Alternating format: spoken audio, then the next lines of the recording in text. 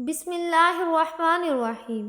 محترم ناظرین، آج ہم دعا کے متعلق بات کرنے جا رہے ہیں۔ اکثر لوگوں کا شکوہ ہوتا ہے کہ ان کی دعائیں قبول نہیں ہوتی۔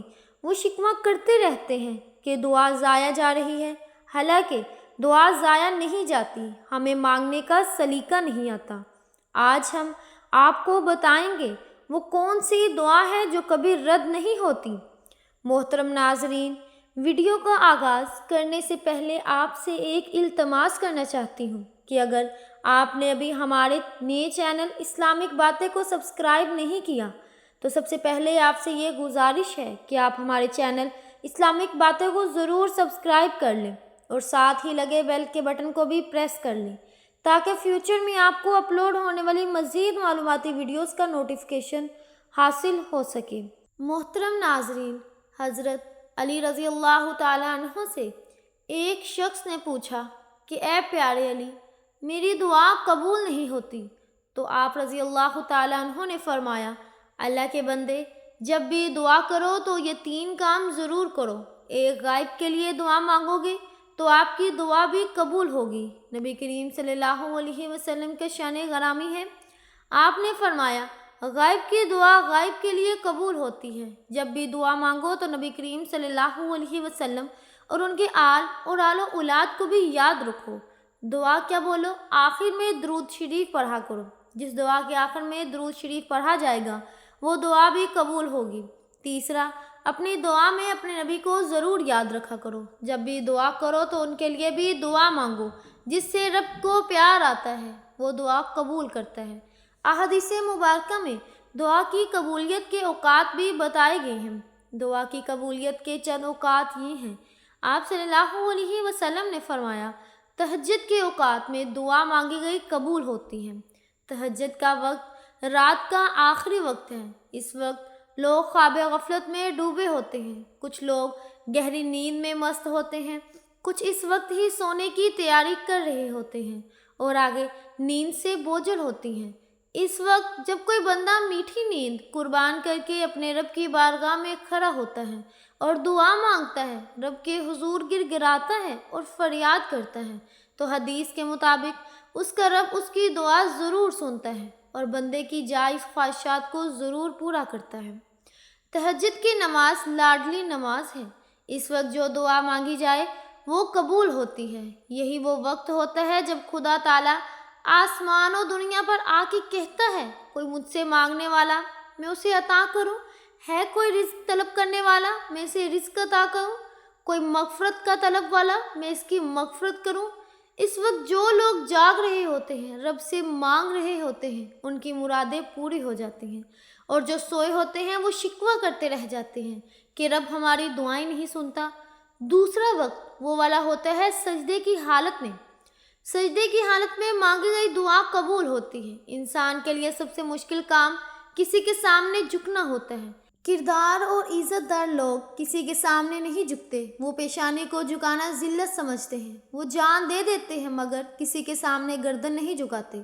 جس پر انسان سجدے کی حالت میں ہوتا ہے، اس پل میں وہ اپنے جسم کے سب سے بلند اور محترم حضور یعنی پیشانی کو اللہ کی بارگاہ میں جھکا کر زمین سے ٹیک رہا ہوتا ہے۔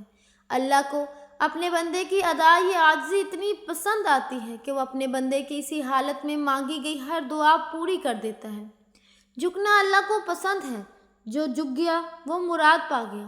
اذان کے دوران مانگی گئی دعا قبول ہوتی ہے۔ اذان سے مراد وہ پکار اور بلاوا ہے جو اللہ کی جانب سے اس کے حکم سے انسانوں کو نماز کے لیے دیا جاتا ہے۔ اذان نام ہی کامیابی کا ہے۔ اذان پکارتی ہے، آئیے کامیابی کی طرف۔ جب انسان اللہ کے اس بلاوے پر لبیک کہتا ہے اور اس کا جواب دیتا ہے تو اس وقت خدا نہ صرف انسان کی دعا سنتا ہے بلکہ اس کو پورا بھی کرتا ہے۔ چوتھا اور بہترین وقت فرض نماز کے بعد کا ہے۔ فرض نماز کے بعد جو دعا مانگی جاتی ہے وہ دعا ضرور پوری ہوتی ہے۔ اللہ نے انسانوں پر دن میں 5 نمازیں فرض کی ہیں۔ ہم نے فرض کی ادائیگی کی اور باغ نکلے، خدا کو یاد کیا اور نہ کچھ مانگا، جلدی سے آئے اور جلدی سے نکل گئے۔ یہ اہتمام کا وقت ہوتا ہے۔ اس وقت جو دعا مانگی جائے وہ بھی قبول ہوتی ہے۔ 5واں وقت بارش کے بعد کا ہے۔ بارش کے بعد جو دعا مانگی جائے وہ دعا بھی قبول ہوتی ہے۔ بارش اللہ پاک کی رحمت ہے۔ بارش پیاسی زمین کو سیراب کرتی ہے۔ بارش بنجر زمین کو لہلہا کے سبزے سے بھر دیتی ہے۔ بارش مردہ زمین میں روح پھونک دیتی ہے، بند چشم جاری کر دیتی ہے، خدا کی ہر مخلوق کے لیے خوشی اور راحت کا سبب بن کر برستی ہے۔ ایسے وقت میں اللہ تعالیٰ انسان کی دعاؤں کو قبول فرماتا ہے۔ رحمت کے موقع پر رحیم کو یاد کیا جائے تو وہ ضرور سنتا ہے۔ چھٹا وقت سفر کا ہے۔ سفر کے موقع پر بھی کی گئی دعا بھی قبول ہوتی ہے۔ مسافر اللہ کا مہمان ہوتا ہے۔ رب اپنے مہمان کی دعا کو رد نہیں کرتا۔ آج کے دور میں ہم مسافروں سے تنگ آ جاتے ہیں۔ مجھے پوچھتے نہیں، انہیں کھانا نہیں دیتے۔ جب ہماری یہ حالت ہوگی تو ہماری دعا کیسے قبول ہوگی؟ 7واں وقت افطار کا ہوتا ہے۔ افطار کے وقت مانگی گئی دعا ضرور قبول ہوتی ہے۔ روزہ واحد عمل ہے جس کے بارے میں رب تعالیٰ نے فرمایا کہ اس کی جزا میں خود دوں گا، اور دوسرا معنی علماء نے کیا ہے کہ روزے کی جزا رب خود ہے۔ روزے میں انسان سارا دن بھوکا رہتا ہے، حلال چیز کو بھی نہیں کھاتا۔ جب افطار کے وقت وہ رب سے دعا مانگتا ہے تو اللہ تعالیٰ روزے دار کی تمام دعا قبول فرماتا ہے۔ ہمیں دعا مانگنی چاہیے ندامت اور عاجزی کے ساتھ۔ عاجزی اللہ کو پسند ہے، رونے والی آنکھ بھی اللہ کو پسند ہے۔ ہم رو کر مانگیں گے تو اللہ ضرور سنے گا۔ حضرت موسیٰ علیہ السلام کے دور میں قحط آیا، بارش زمین پر نہیں ہو رہی تھی۔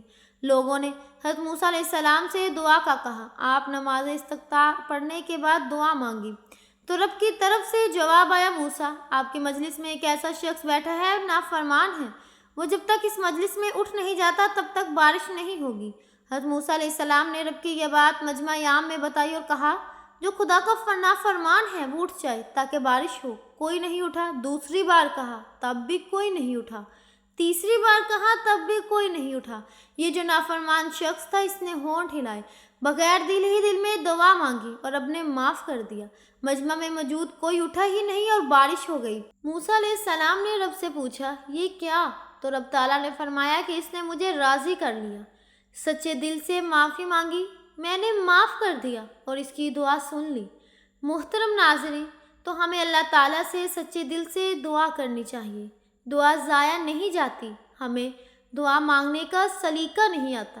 جس دن ہم نے دعا مانگنا سیکھ لیا اس دن ہماری دعا رد نہیں کی جائے گی۔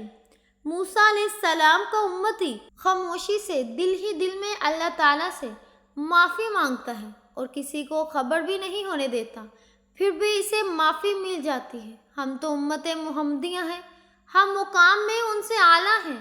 ہماری دعائیں رب کیوں نہیں سنے گا؟ ضرور رب سنے گا۔ محترم ناظرین، ہم امید کرتے ہیں کہ آپ کو ہماری ویڈیو ضرور پسند آئی ہوگی۔ آپ سے ایک گزارش کرتے ہیں کہ اگر آپ ہمارے چینل پر نئے ہیں تو سب سے پہلے آپ ہمارے چینل اسلامک باتیں کو ضرور سبسکرائب کر لیں اور اس کے ساتھ ہی لگے بیل آئیکن کے بٹن کو بھی پریس کر لیں تاکہ آپ کے پاس فیوچر میں اپلوڈ ہونے والی ویڈیوز کا نوٹیفیکیشن ملتا رہے۔ آپ سے اجازت چاہتے ہیں۔ اللہ حافظ۔